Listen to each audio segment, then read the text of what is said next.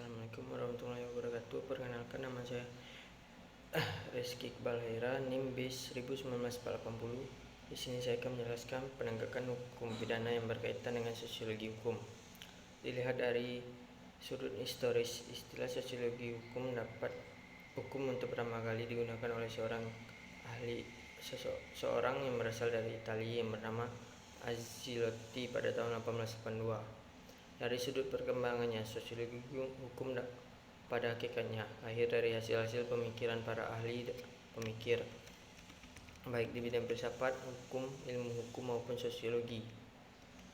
Meskipun pada hakikatnya sosiologi secara relatif masih muda usianya dan masih baru bagi Indonesia, namun di dalam karya-karya para sarjana hukum Indonesia seringkali terselip generalisasi sosiologi hukum. Sosiologi hukum merupakan suatu ilmu pengetahuan yang secara teoristis, analitis, dan empiris mayoritas pengaruh gejala sosial lain terhadap hukum dan sebaliknya. Ada dua pendapat utama tentang perspektif sosiologi hukum secara umum. Yang pertama, sosiologi hukum harus diberikan suatu fungsi yang global. Artinya, sosiologi hukum harus menghasilkan suatu sintesa antara hukum sebagai sarana organisasi sosial dan sebagai sarana dari keadilan. Yang kedua, sosiologi hukum harus berguna justru dalam bidang penerangan dan pengkaidahan. Masalah pengkaidahan, sosiologi hukum dapat mengungkapkan data tentang keajengan mana di dalam masyarakat yang menuju pembentukan hukum, baik melalui keputusan penguasa maupun melalui keputusan bersama dari warga masyarakat, terutama yang menyangkut hukum yang mengatur. Dengan demikian, dapat dikatakan bahwa kegunaan dari sosiologi hukum adalah: pertama, dapat diperoleh kemampuan bagi pemahaman terhadap hukum dalam konteks. Kedua, penguasaan seorang sosiologi hukum juga dapat diberikan kemampuan untuk mengadakan analisis terhadap efektivitas hukum dalam masyarakat, baik sebagai sarana pengendalian sosial maupun sarana mengubah masyarakat agar mencapai keadaan tertentu.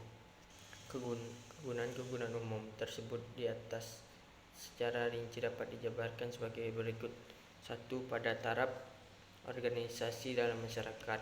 2. Pada taraf golongan dalam masyarakat. 3. Pada taraf individu. B. Peranan sosiologi hukum bagi para penegak hukum.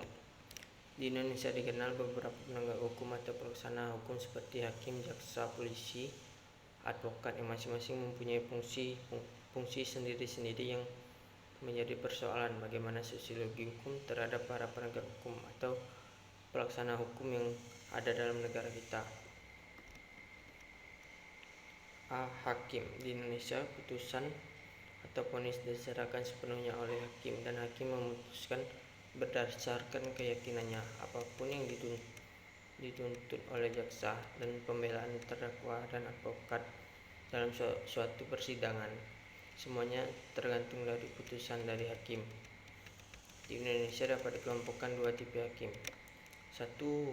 Hakim yang apabila memeriksa dan memutus terlebih dahulu menanyakan hati nuraninya atau mendengarkan keputusan hati nuraninya, dengan kemudian mencari pasal-pasal dalam peraturan perundang-undangan untuk mendukung keputusan tersebut.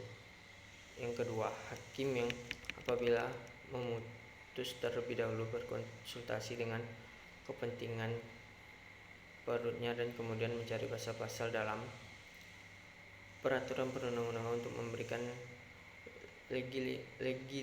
legitimasi terhadap putusannya yang berdasar putusan perutnya tanpa menanyakan terlebih dahulu pada hati nuraninya.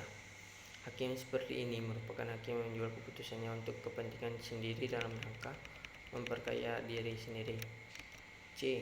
Jaksa. Dalam sistem peradilan, peranan kejaksaan sangat sentral karena kejaksaan merupakan lembaga yang menentukan apakah seorang harus diperiksa oleh pengadilan atau tidak. Jaksa pula menentukan apakah seorang tersangka akan dijatuhi hukuman atau tidak melalui surat dakwaan atau tuntutan yang dibuat.